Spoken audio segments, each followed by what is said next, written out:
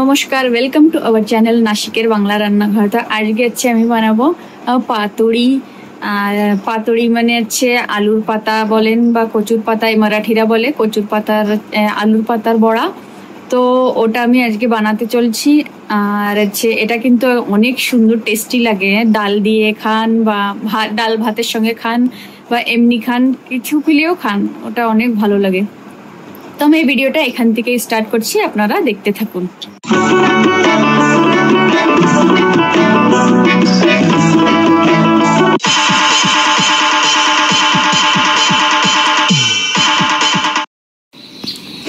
এই যে এখানে আমাদের দেখুন পুঁইশাক গাছটা কিন্তু অনেকটাই উপরে চলে আসছে।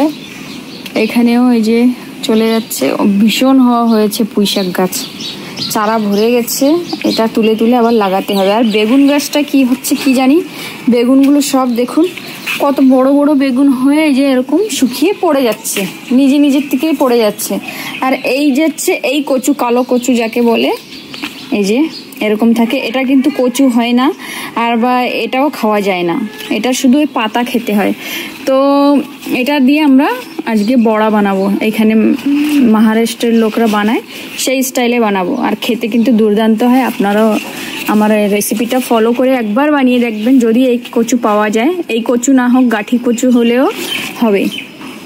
তো কালকে আমি আমাদের সামনের আন্টিদের অনেক কয়টা পাতা দিয়েছি, আমি এই যে কয়টা রেখে দিয়েছিলাম, আর ঘরেও কয়টা আছে। তো আমি একটা দুটো এখান থেকে নিয়ে নেব, ঘরেও আছে। এটা একটু বেশি করে বেসন দিলে বেশি ভালো হয়। তো আমি প্রসেসটা পুরোই দেখাবো, আপনারা দেখতে থাকুন। আমি একটু পাতাটা কেটে নিই। এই দেখুন, এই যে আমি দুটোই নিয়েছি, আর ঘরে কয়টা আছে আমার হয়ে যাবে, বেশি নিয়ে কোনো লাভ নেই। আর একটা জিনিস দেখায় আপনাদের, এটা হচ্ছে আমাদের একটা চেম্বার আছে, চেম্বারের উপরে দেখুন এরকম পরিমাণে পুঁইশাকের চারা জ্বালিয়েছে। এটা কিন্তু অদ্ভুত, মানে পাথর সিমেন্টের উপরেই চলে আসছে পুঁইশাকটা। আর একটা এই যাচ্ছে লাউ আছে, শুকনো লাউ, এটার মধ্যে থেকে বীজ বের করে আমরা এখানে লাগাতে পারি। আর এই যে ডাঁটা শাকগুলো দেখলেনি, ডাঁটা শাকও বড় হয়ে গেছে। এটা কিন্তু শাকটা খেতে ভীষণ ভালো লাগছে, বড় হয়ে গেছে গাছের ডাঁটা। এই যে কচি একদম লক লক করছে, এ কটা তুলে ফেলতে হবে, না তো আমার রুম, এই রুমে এই যে দেখুন এরা ঘর বানাচ্ছে, প্লাস্টার করার সময় আমার ঘরে গিয়ে যে এরকম লেগে গেছে। তো এইসবও এখানে ভীষণ গাছপালা ছিল, সব ক্লিন করে দেওয়া হয়েছে। আর এখানে অন্য যেগুলো আমাদের সবজি গাছ সেগুলো লাগাবো, এখানে ধীরে ধীরে একটা একটা করে লাগিয়ে দেব।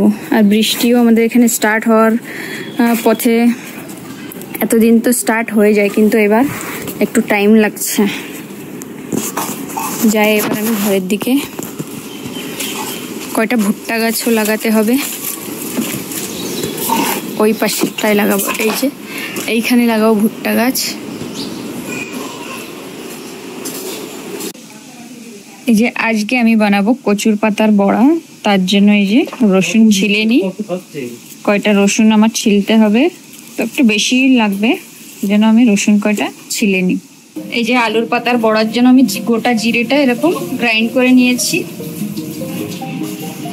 এই যে এখন জিরের পাউডারের মধ্যে আমি গোটা রসুন দিয়ে দেবো, এটাও পেস্ট হবে কিন্তু। এই যে রসুন কয়টা দিয়ে দিয়েছি, রসুন একটু বেশি দিতে হবে।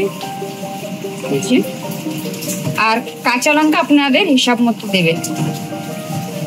এই যে আমি দিয়েছি এই যে কটা, 4, 5, 6, 7, 8টা দিয়েছি, একটু ঝাল ঝাল হলে বেশি ভালো লাগে। এবার আমি এটাকে একটু জল দিয়ে গ্রাইন্ড করে নেব। এই দেখুন এই যে জল দিয়েছি, এবার এটাকে ফাইন পেস্ট করে নেব। এই দেখুন এরকম গ্রাইন্ড করেছি। আর লঙ্কা ঝাল আসছে। এই যে আমি লেবু নিয়েছি, গোটা 2টো লেবু নিয়েছি, আমার যদি প্রয়োজন হয় আমি তারপরে আর একটা নেব, একটু টকটকও ভাব হবে, তাহলেই এটা ভালো লাগবে। এই যে আমি একটা ছোট বাটি নিয়েছি, এর আন্দাজে মনে করেন আমি এটা 2 বাটি 2.5 বাটি নিয়েছি বেসন কিন্তু একটু বেশি লাগে, ওটা আপনারাও বুঝবেন কি আন্দাজ মতো দিলে ভালো হয়। যে কোনো জিনিস মাপার থেকে আন্দাজে আমি একটু বেশি করি, আমার আন্দাজ দিয়ে। তো আমি এই যে নিয়েছি 2.5 বাটির মতো। আর এখন এটার মধ্যে আমি দেব মশলা, গুঁড়ো মশলা দিয়ে আগে। এবার আমি দিয়ে দেবো এটার মধ্যে একটু সাদা তিল,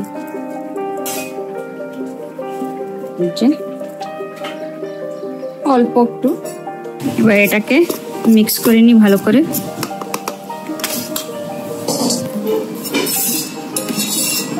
এই যে এক হাতা এই যে আমি তেল দিয়ে দেব, আর অল্প একটু এই যে। এবার এটাকে আমি হাত দিয়ে মেখে নেবো ভালোভাবে,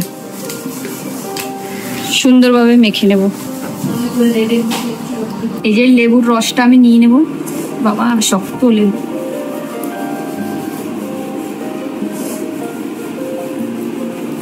এই যে এইভাবে আমি সব কয়টা রস নিয়ে নেব। এই যে আমাকে আতঙ্কবাদী এ করতেই দিচ্ছে না ভালো করে আমাকে কাজ। তুমি কি খাচ্ছ? কি খাচ্ছ? চকি। তাই টেস্টি? উনি বাবা রে, তাই আমার একটু দিবা? ওরে আমার গায়ে পুরো লাগিয়ে দিল। Battery battery. এই যে একটু জল দিয়ে আমি এটাকে মেখে নিচ্ছি, তারপরে আমি যে পেস্টটা বানিয়েছি ওটা দেবো। ওটা একটু পরে দেবো, না তো আমার হাত জ্বালা করবে। এই যে পেস্টটা দিয়ে দিয়েছি, এবার ভালো করে মেখে নেব। এটা না পাতলা থাকবে না গাঢ় থাকবে। এই যে আমার এই জায়গাটা লাগবে, তো আমি এটা সুন্দর করে ধুয়ে নিয়েছি। এই যে এই জায়গার উপরে আমি পাতাটা করে বেসনটা লাগাবো। আর এই যে এটা আমার রেডি হয়ে গেছে। আর এই যে পাতা, এটাকে ধুয়ে আমি একটা একটা করে নেব। এই যে এরকম ভাবে পাতাটা আমার বিছাতে হবে। আর এই শীষটাকে আমি দেখুন এখান থেকে যেটা উঁচু উঁচু ছিল সেটা কেটে নিয়েছি। এই যে দেখুন এই পাতাটার এই যে আমি কিন্তু শীষটা এরকম ফেলে দিয়েছি। যেটা মোটা থাকে ওটা ফেলতে হয়, না হলে না ফেললেও চলে, যদি এরকম কচি সরু কচি কচি না, মানে এটা উঁচু না থাকলে হয়। আমি হালকা হালকা করে সব কটা কেটে নেব। এবার আমি এটাকে উল্টো করে দিতে হবে, কিন্তু এই যে লেপটা থাকে মানে ব্যাটারটা, এটা উল্টো করেই দিতে হবে এরকম।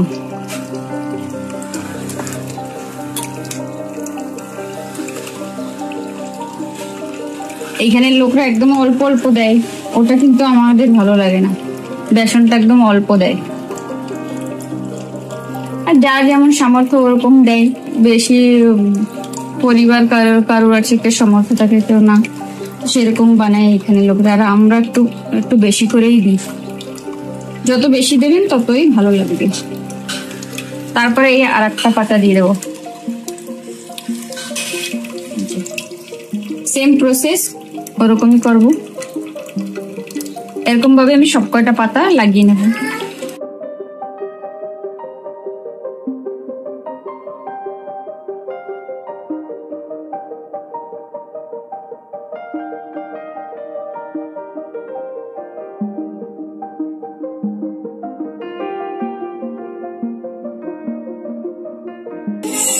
এই যে প্যানটা দিয়েছি, প্যানটা কিন্তু গরম হয়ে গেছে। আমি এতে তেল দিয়ে দেবো অল্প সামান্য। কেউ ভাপায়ও বানায়, কিন্তু যেমন মোমোজ আমরা ভাপাই ঠিক তেমনি এটাকে ভাপিয়ে তারপরে হচ্ছে বানানো যায়।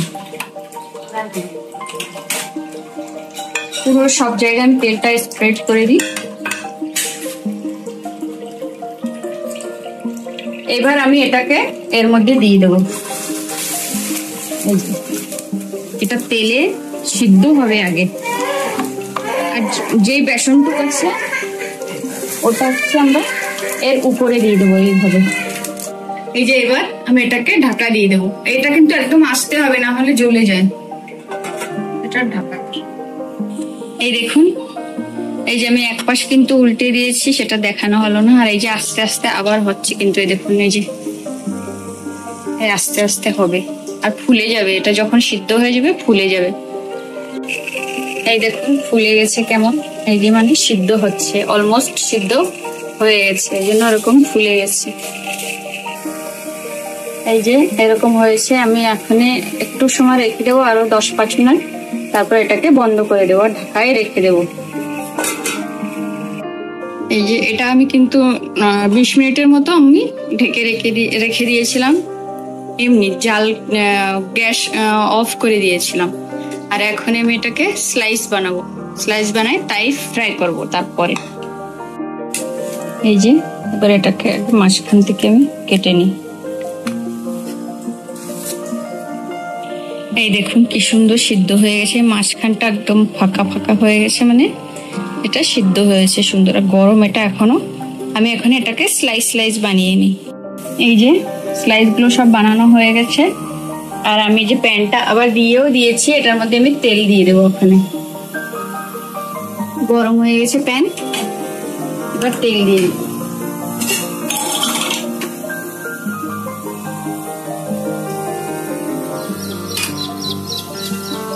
এরকম ফ্ল্যাট প্যানে ভালো হয়।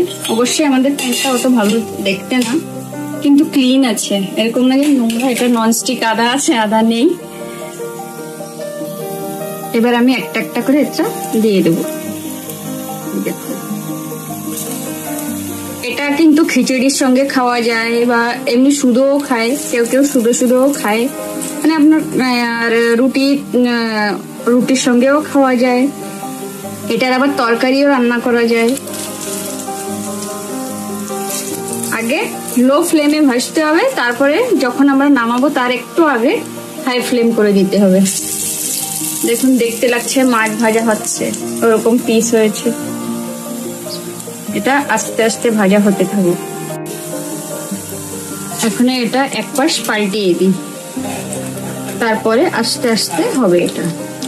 দেখুন, আর অনেক লাল করে ভাজতে হবে না, হালকা গোল্ডেন গোল্ডেন আসবে।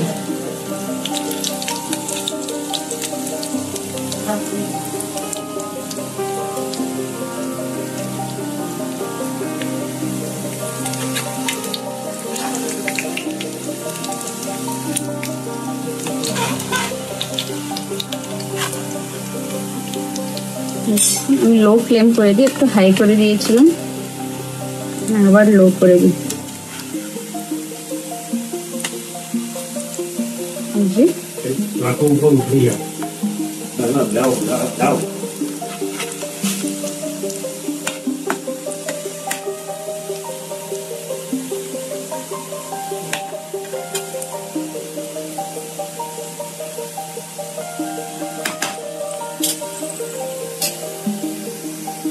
আর একটা সময় হোক এটা। তো আপনারা দেখলেনি আমি কিভাবে আলুর পাতার বড়াটা বানিয়েছি, যাকে বলে পত্রোড়ে। আর আপনাদের যদি ভালো লেগে থাকে এটা, তো আপনারা অবশ্যই ঘরে ট্রাই করে দেখতে পারেন। এটা কিন্তু খেতে দুর্দান্ত হয়েছিল। আমরা তো খাওয়ার ভিডিওটা দেখাইনি, খেতে ভীষণ ভালো হয়েছিল। তো আমি এই ভিডিওটা এখানেই রাখি। আপনারা আমাদের চ্যানেলকে লাইক, শেয়ার আর সাবস্ক্রাইব অবশ্যই করবেন। টাটা।